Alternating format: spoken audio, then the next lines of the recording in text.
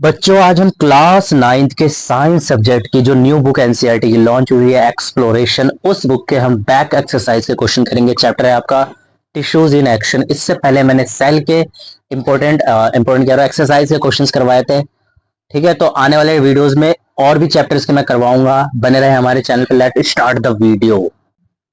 तो question number first है, meristematic tissue divide repeatedly, what property of their cells allows them to do this.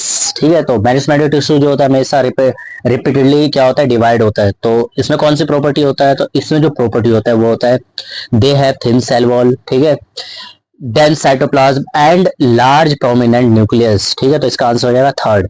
Reason बता रखा है हमने थर्ड ही क्यों किया, क्योंकि मेरिस्मेटिक सेल की जो thin cell wall, dense cytoplasm और लार्ज न्यूक्लियस होता है, इसकी वजह से ये कंटिन्यूसली डिवाइड करते रहते हैं। समझ आया।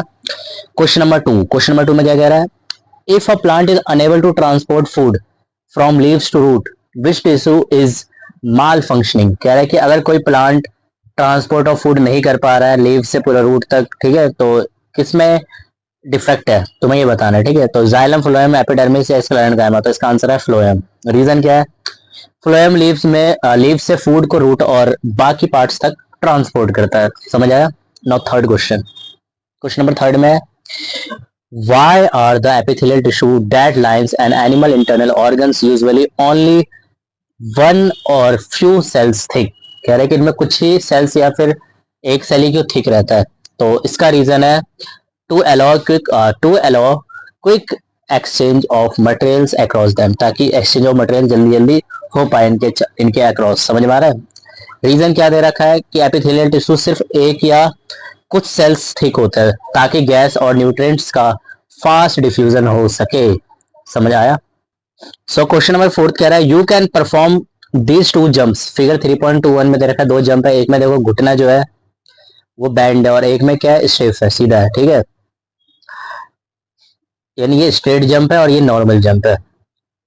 तो हमसे पूछ रहा है, how did your ankle, knee and hip position differ between the two jump. तो इन दोनों जंप में हमारे जो एंकल है, घुटने हैं, हिप्स है, वो अलग कैसे है। तो अगर मैं स्ट्रेट लेग जंप की बात करूं तो नीज और एंकल स्ट्रेट रहते हैं, हिप्स भी कम बेंड होते हैं।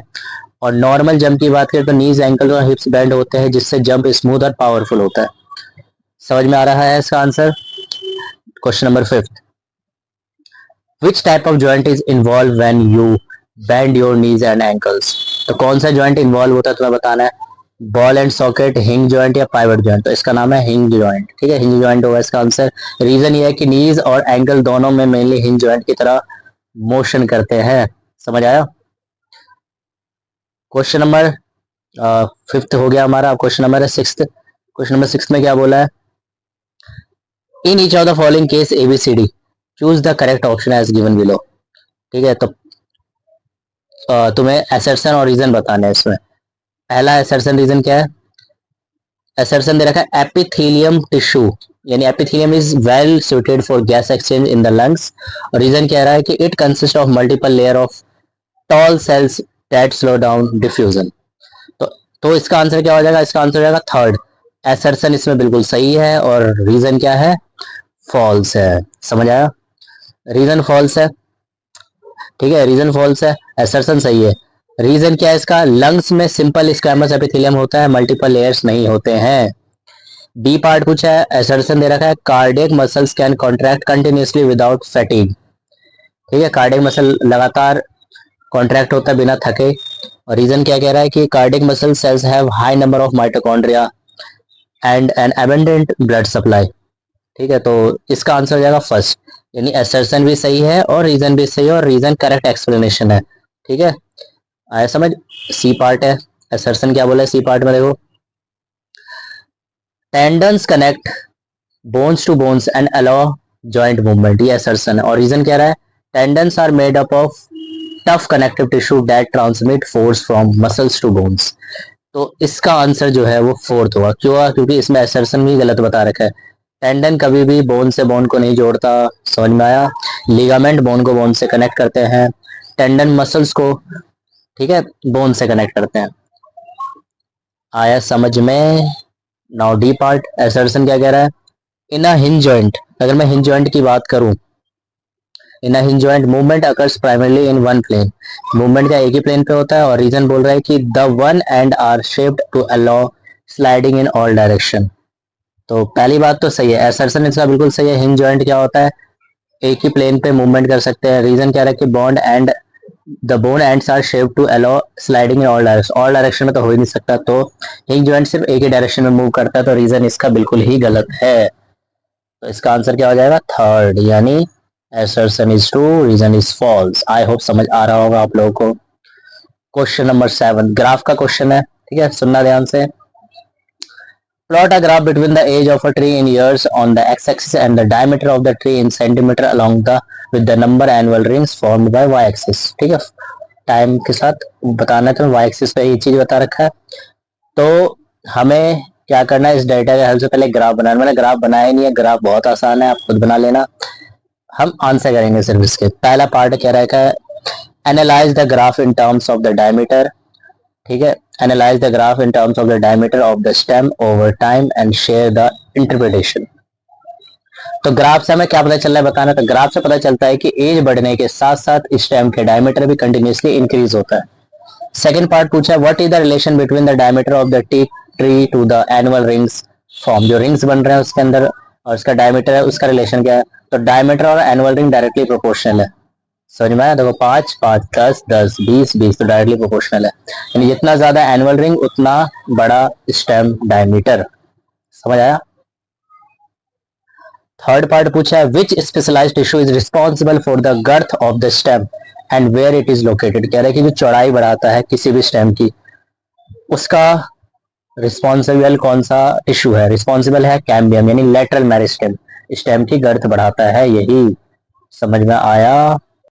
क्वेश्चन नंबर 8 क्या कह रहा है, in a forest it was observed that one of the trees was severely debarked by an elephant to meet its food requirement. खाना के चक्कर में हाथी ने तोड़ दिया पेड़, ठीक है, डिबार्क कर दिया, उसकी शाखाएं को हटा दी, ठीक है। As the bark is a rich source of protein based on your learning answer the following. तो इसके लिए तुम्हें आंसर देने कुछ क्वेश्चन के। पहला क्वेश्चन है which function of the tree is are hampered by debarking. ठीक है, तो कौन सा फंक्शन हैम्पर्ड हुआ, मतलब रुकावटें आएगी कौन से फंक्शन में ट्री के, तो फूड ट्रांसपोर्ट हैम्पर्ड हो जाएगा। समझ में, फूड में रुकावटें आएगी। सेकंड पार्ट पूछा है which plant tissue would be affected by the further damage to the tree trunk even after debarking। ठीक है, तो कौन सा टिश्यू डैमेज होगा, तो फूड कौन सा टिश्यू ले जाता है, फ्लोएम ले जाता है, तो फ्लोएम डैमेज हो जाएगा। थर्ड पार्ट पूछा है which function of the tree would be hampered if the tissues beneath the bark were severely damaged। ठीक है, तो कौन सा फंक्शन है, तो अगर बार के नीचे के टिश्यू भी डैमेज हो गए तो वाटर और फूड दोनों का ट्रांसपोर्ट अफेक्ट होगा और ट्री मर भी सकता है। फोर्थ कह रहा है what assumption are you making to answer the questions above, how would the answer change if your assumptions are also change. तो एजम्पशन अगर चेंज होगा तो हमारे आंसर कैसे चेंज होगा बताना है।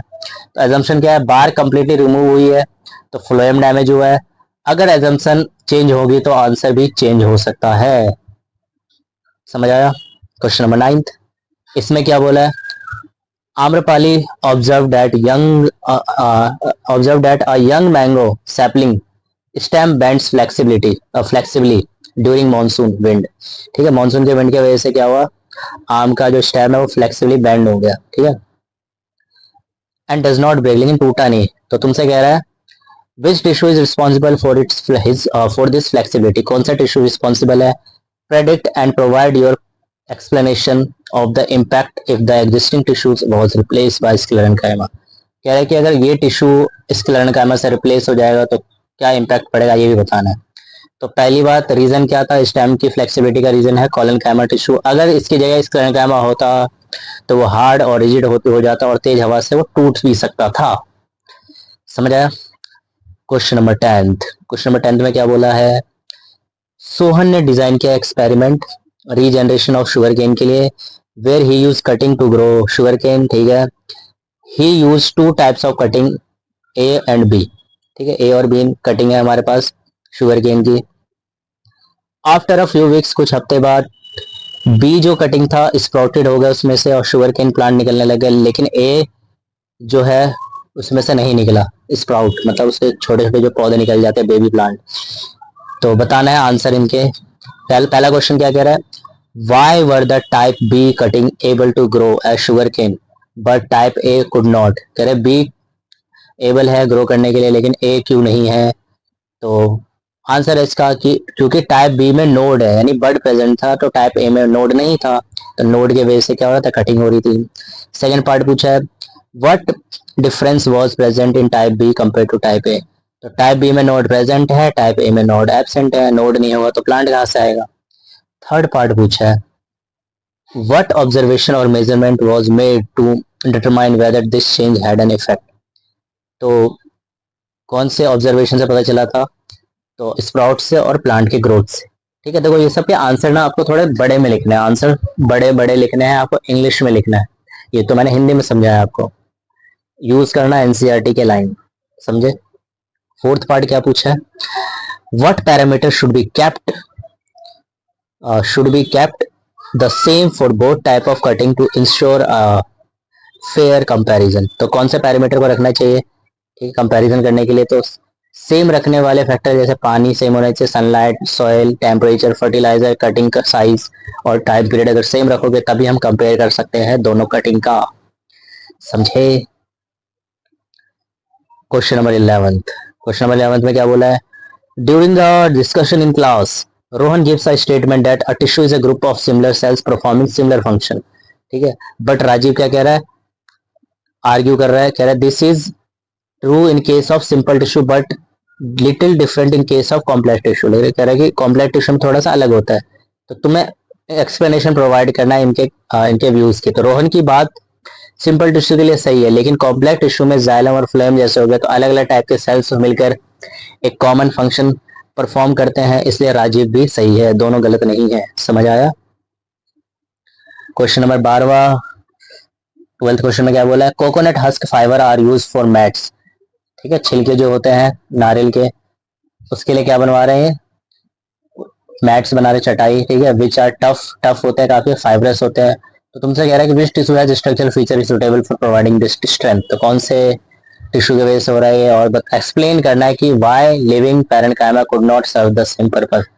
ये लिविंग पैरेन्काइमा को ऐसा क्यों नहीं कर सकते जैसे हम इसके लिए कर रहे हैं। तो कोकोनट हस्क में कौन सा होता है, स्क्लेरेन्काइमा फाइबर होते हैं। ये डेड और लिग्निफाइड सेल्स होते हैं जो बहुत स्ट्रॉन्ग होते हैं। पैरेन्काइमा सॉफ्ट टिश्यू होता है, इसलिए वो सेम स्ट्रेंथ प्रोवाइड नहीं कर सकता। 13th question. 13th क्वेश्चन में क्या बोला है, Viva claims to her friend Neha that meristematic cells are located only at the roots and shoots. ठीक है, what do you think about this statement. What question can Neha ask Viva to help her understand further if the statement is incorrect? तो विवा की statement यहाँ पे भाई incorrect है। क्यों इनकरेक्ट है, क्योंकि मेरिस्टेमेटिक टिश्यू सिर्फ रूट और शूट टिप्स पर ही नहीं होते, वो इंटरकैलरी मेरिस्टेम, ग्रास के नोड्स और लेटल मेरिस्टेम कैम्बियम में भी होते हैं। क्वेश्चन, सर क्या कैम्बियम और इंटरकैली मेरिस्टेम भी मेरिस्टेमेटिक टिश्यू नहीं होते। ठीक है, उसके बाद 14th क्वेश्चन क्या कह रहा है, a plant cell and an animal cell are of same size. ठीक है, प्लांट सेल एनिमल सेल क्या है, सेम साइज है। तो which cell will have larger vacuole, कौन से सेल में ज्यादा वैक्यूल होंगे, और रीजन भी बताना है। और सेकंड पार्ट कह रहा है, what assumption are you making to answer the question है, तुम कौन से एजम्पशंस बनाओगे इस क्वेश्चन के आंसर देने के। तो प्लांट सेल में लार्जर वैक्यूल होते हैं, रीजन क्या है, ये वाटर और सेल सैप स्टोर करती है और टर्जिडिटी मेंटेन करती है। एनिमल सेल्स में वैक्यूल्स छोटी होती है। ठीक है, एजम्पशन क्या है, दोनों मैच्योर सेल्स है और सेम एनवायरमेंट कंडीशन में है, तब जाके आप कर सकते हो कंपैरिजन। क्वेश्चन नंबर 15, इसमें क्या बोला है, क्वेश्चन नंबर 15 में, और text book state each plant tissue perform only one specific function. ठीक है, हर एक टिश्यू एक अपना फंक्शन करता है specific. What question would you ask to critically examine the correctness of this statement. तो इस स्टेटमेंट को करेक्ट करने के लिए कौन सा आप एग्जामाइन कर सकते हो। ठीक है, और क्वेश्चन कौन सा एग्जामिन कर सकते हो, और तुमसे कह रहा है what example of tissue would you take to find out answer to these questions. क्या एग्जांपल ले सकते हो इस क्वेश्चंस के आंसर के लिए। तो स्टेटमेंट कंप्लीटली करेक्ट नहीं है, कई टिश्यू एक से ज्यादा फंक्शन परफॉर्म करते हैं। क्वेश्चन क्या हो सकता है, क्या हर टिश्यू सिर्फ एक ही फंक्शन करता है, या फिर क्या एक टिश्यू मल्टीपल फंक्शन भी कर सकता है। क्या कॉम्प्लेक्स टिश्यू में सभी सेल्स सेम फंक्शन करते हैं? एग्जाम्पल जैसे ब्लड की बात करें तो ट्रांसपोर्ट में भी काम आता है, इम्यूनिटी में भी आता है, क्लोटिंग में भी आता है। जाइलम में वाटर ट्रांसपोर्ट भी होता है, सपोर्ट का भी काम है। फ्लोएम में भी फूड ट्रांसपोर्ट होता है, स्टोरेज का भी काम करता है। एपिथेलियल टिश्यू प्रोटेक्शन का भी काम करता है, एब्जॉर्प्शन का भी करता है, सिक्रीशन का भी करता है। ये एग्जाम्पल प्रूव करते हैं कि एक टिश्यू है फंक्शन भी परफॉर्म कर सकते हैं। ये एग्जाम्पल प्रूव करते हैं कि एक टिश्यू कई फंक्शन भी परफॉर्म कर सकते हैं। समझ आ रहा है? ओके, थैंक यू बच्चों, मिलते हैं अगले वीडियो में ऐसे इंटरेस्टिंग टॉपिक के साथ ताकि आपके एग्जाम में बहुत अच्छे मार्क्स आए।